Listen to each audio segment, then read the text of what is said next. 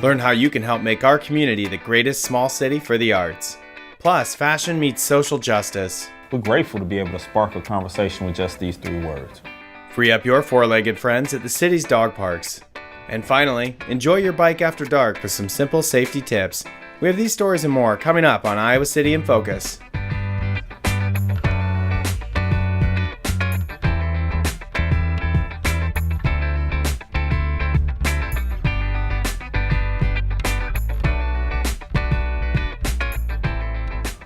We use it to communicate ideas, express emotions, and explore the nature of perception.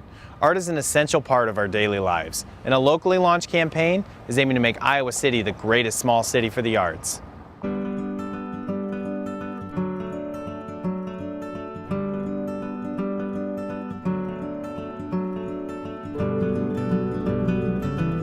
The arts have always been an integral part of Iowa City's landscape.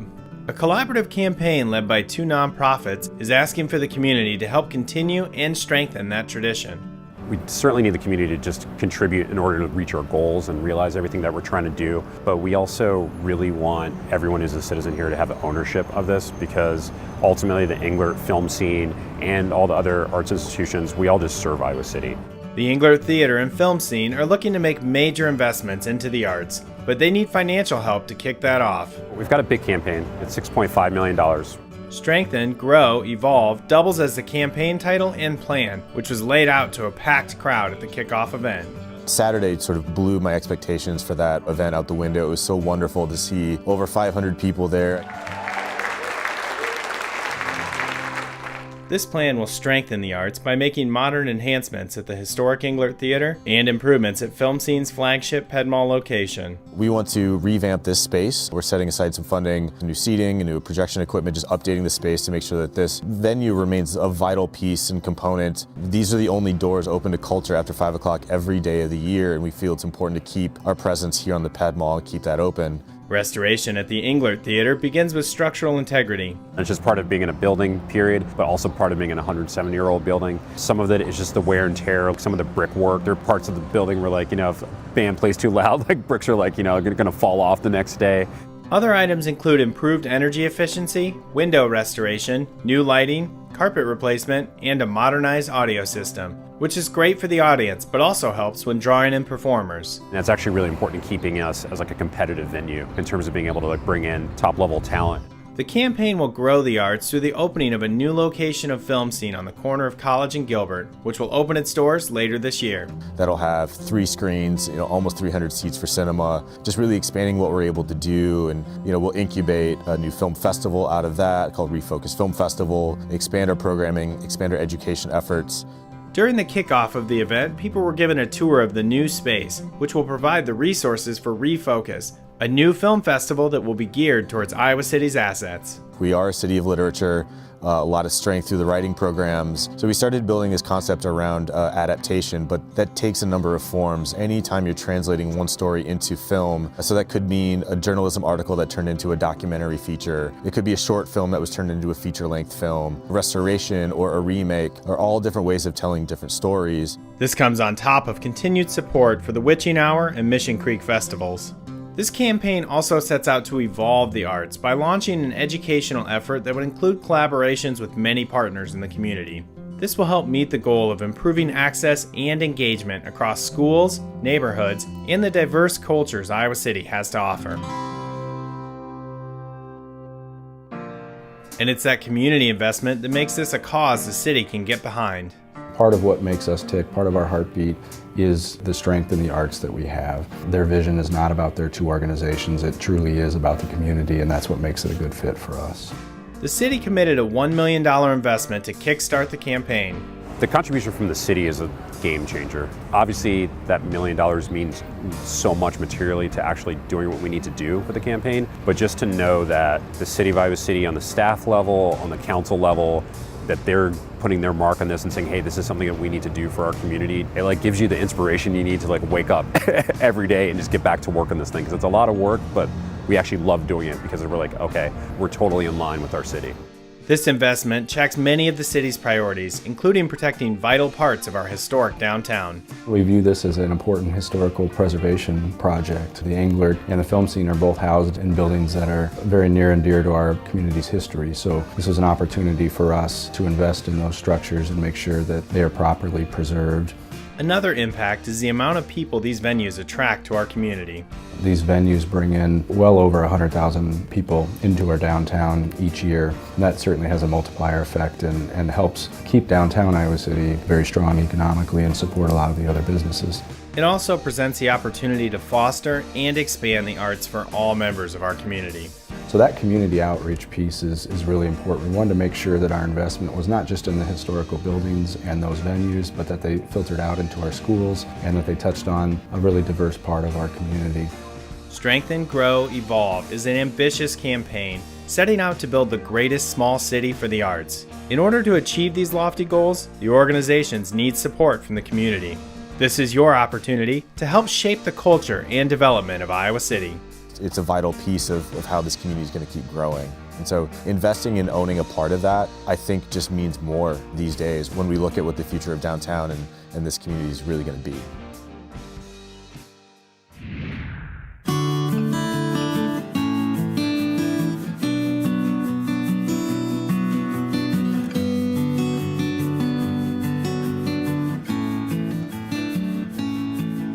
Some of the Phase 1 spilled over from last year, so we have some work in the Blackhawk Mini Park that's going on, pavement removal and replacement within that area, and also installing a story wall.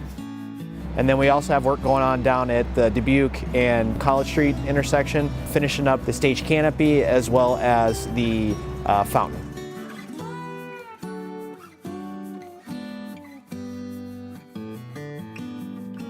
The timeline for that is we're going to start on that May 13th, which is just after graduation, and hope to be finished up with that late October this year. Complete pavement replacement, upgrading the utilities, replacement of some water main, the all-new underground electrical, new site amenities, benches, trash receptacles. There is a story wall at the west entry that we'll be installing.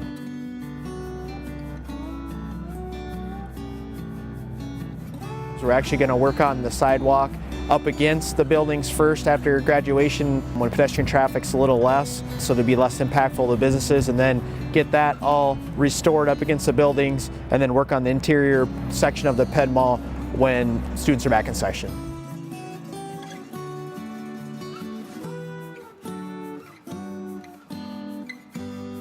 I think people are starting to see the finishes, and I feel like everybody's really excited about what we completed last year, and things will really start to take shape once we start getting the story walls in place and then finishing up the stage and the stage canopy and then getting the fountain running. I think people will really see the Ped Mall come to light.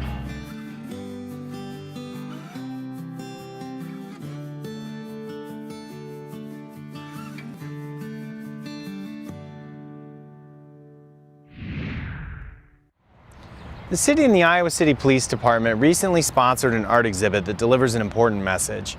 Using fashion and art as a vehicle, learn how Humanize My Hoodie is destigmatizing society's perception of the hoodie.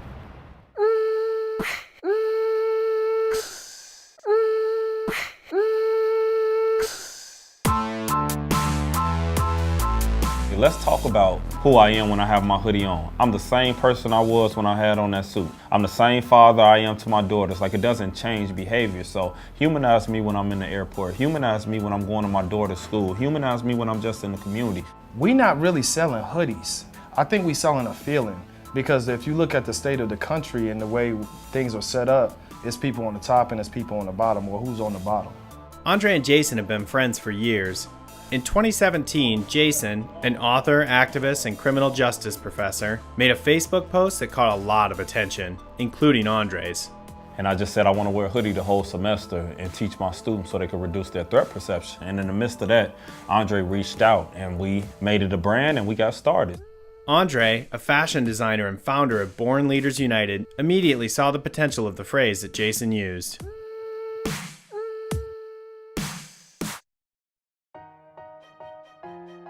And I understood the power of the brand and how we could really force conversations by just having these 3 words on a hoodie: Humanize My Hoodie. The simplicity of the message is what makes it so powerful. A person of color wearing a hoodie should not be perceived as a threat. You know, when you see me walking down the street, you can speak to me. I'm not a harmful person to you. When I'm walking through the store, don't think I'm stealing anything. We often have people stand next to us or feel like we're gonna do something bad. Part clothing line, part social justice movement. Humanize My Hoodie has been growing over the past 2 years. The University of Iowa Pentecrest Museum recently hosted their art exhibit featuring a presentation by Andre and Jason. So Humanize My Hoodie is a movement that's actually changing hearts and minds, and we're grateful to bring it to Iowa City.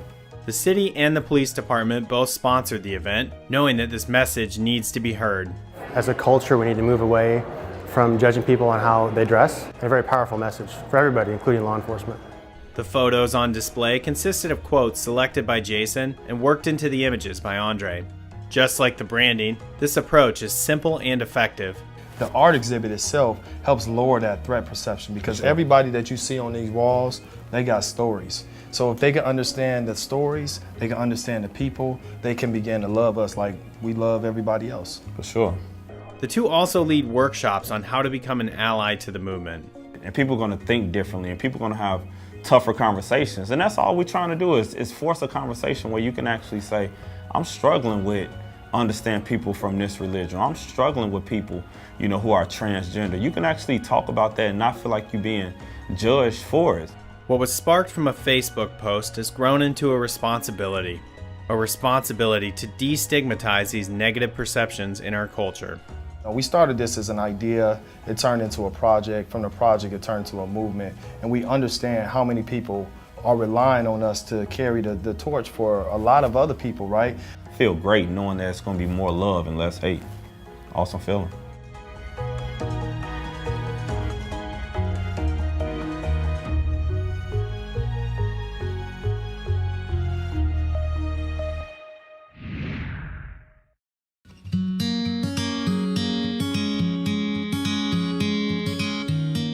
Every person is granted the fundamental right to housing. That virtue is protected by the Fair Housing Act, a federal law that was enacted on April 11, 1968. This protects people from discrimination when they are renting or buying a home or apartment, getting a mortgage, or seeking housing assistance. The Fair Housing Act makes it illegal to discriminate because of race, color, national origin, religion, sex, familial status, or disability. Furthermore, Iowa City's Fair Housing Ordinance additionally prohibits discrimination based on age, creed, gender identity, marital status, presence or absence of dependents, public assistance source of income, and sexual orientation. Despite these protections, housing discrimination remains a problem. And if you think you've been a victim, there is a place to turn. The Iowa City Human Rights Office will investigate and coordinate mediation for all complaints of housing discrimination. Because fair housing isn't a privilege, it's a fundamental right that we all deserve.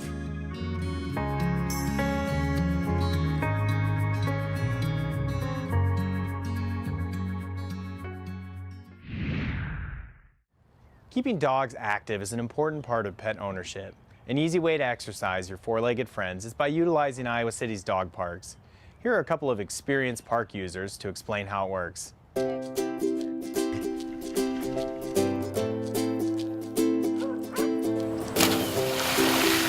Iowa City offers 2 great off-leash dog parks that provide an excellent opportunity for exercise and training. Rita's Ranch, located off Scott Boulevard, features 3 acres of space for your pets to play. Thornberry Dog Park is located on Foster Road. This 11-acre park is divided into 4 different sections.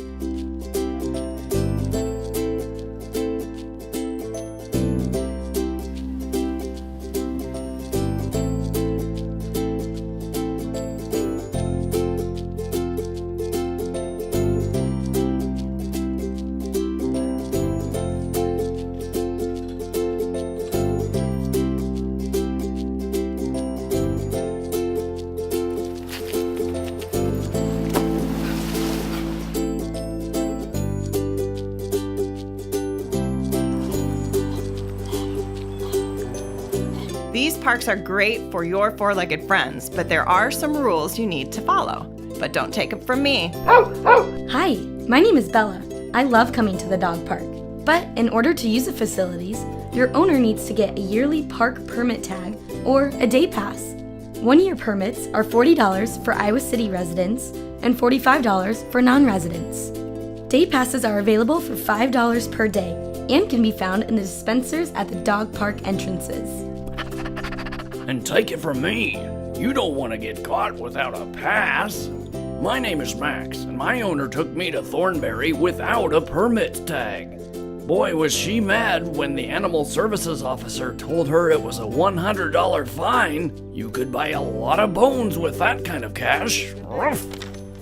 All dogs must be at least 16 weeks old to enter, be fully vaccinated for rabies, accompanied by a responsible person at least 16 years of age, be on a leash when entering and exiting the off-leash area, and be under the handler's visual contact and voice control at all times. In order to keep the parks a fun place for everyone, all dogs must be healthy and friendly to participate. That means no vicious, dangerous, or aggressive dogs, no canines with communicable diseases, and no pets that are in heat. This keeps the dog parks safe and enjoyable. Ruff! Now, this next rule almost seems too simple to even need to mention. Owners, make sure you clean up after your dogs. I mean, no one wants to step in a pile of you-know-what. That stinks. And the dog parks even provide biodegradable waste bags and receptacles to dispose of them. I mean, what kind of person would just leave a mess like that? My owner, that's who. It happened the other day. I was frolicking about, smelling new smells, when just like that, it hit me. I had to go, but when I was finished, my owner just acted like nothing had happened. She just walked away. Oh, the shame. I haven't been able to sleep since. Please don't put your pet through this kind of anguish. Pick up the poop. It's okay, Max. It's not your fault. But seriously, humans, pick up the poo. We should also mention that the city offers more than 40 public parks and natural areas. Those can be a great place to take your dog, but the rules are a little different. The most important thing is that all dogs must be kept on a leash. Also, it's a good idea to keep a short leash so that I'm not taking up the entire path. It hurts to say this, but I can't be trusted to leave room for others using the trail. All dogs love to get out and play, and by following these simple rules, we can all have a good time at the park. Thanks, Bella and Max. That was a great summary of how to enjoy the dog parks. You can find all those rules and information on permits at icgov.org/dog park. We hope to see you and your pet at the dog park soon. Have a pawsome day.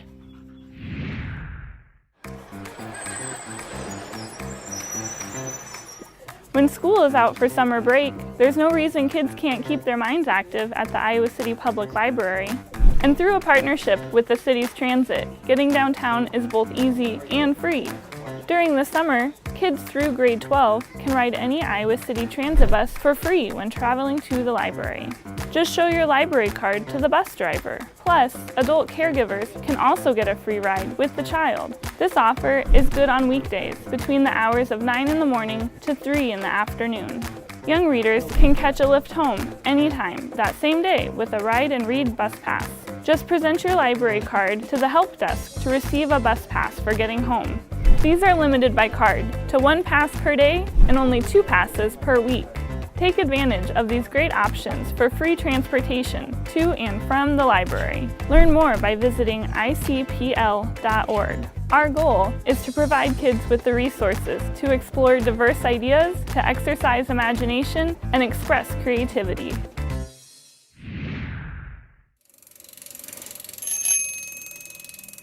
Whether you're riding to a specific location or going on a leisurely ride, cycling at night can be an exhilarating experience as long as you take proper precautions. The most important thing to consider is lights, which should be on the front and rear of your bike. A helmet light is a great addition as well. How bright of a light you need will depend on if you're riding in well-lit areas like the city or taking your bike onto trails. Many LED lights offer adjustable settings to make sure you can clearly see your path as well as be seen by other vehicles on the road. Reflective clothing is another key to being seen, and while attire is important, accessories such as reflective pedals or leg bands are all things to consider. planning your route in advance is always a good idea, but especially at night. Researching the safest way to get to your destination in advance can help eliminate some uncertainties in the dark. Biking with a friend or group can provide safety in numbers. It can also be helpful should you run into any mechanical issues. In a case of any breakdowns, or in the rare occasion that you get lost, having a fully charged phone can be a lifesaver. It can act as an extra source of light, a navigation tool, or your way to call for help when necessary. So don't let the dark keep you from enjoying your bike, but please make sure to follow these steps to ensure your ride is safe and fun.